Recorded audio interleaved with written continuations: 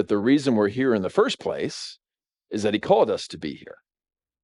Did you know that it was the Lord himself that instituted worship on Sunday? We see a pattern that develops across the pages of Scripture where on this day, Sunday, the Lord's Day, the Lord gathers his people together and he comes and meets with us to speak his peace to us.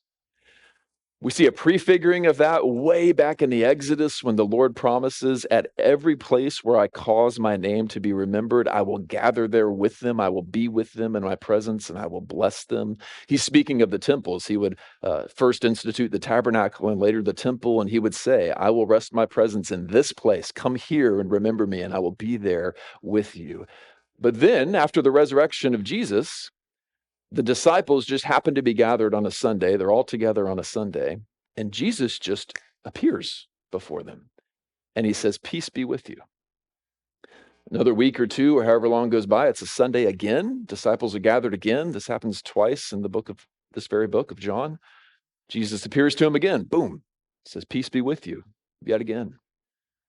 Some number of Sundays later, that all of the disciples, every last one of them, I think, is together in the book of Acts, chapter 2, and the Spirit falls down upon them and many Jewish people as well who are gathered there for Pentecost. It's on a Sunday that the Spirit is poured out. The disciples are gathered together, and the Lord comes and he meets them there. And you see all throughout the book of Acts, on the first day of the week, the people keep gathering in local assemblies just like this one.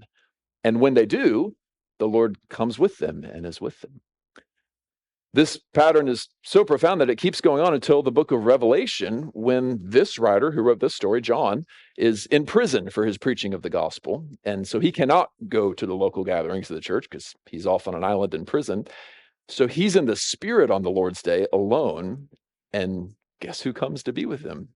Jesus appears to him and gives him the vision of Revelation. So we get over and over again, and it finally gets called the Lord's Day in the book of Revelation. This day, when God gathers his people together in local assemblies like that.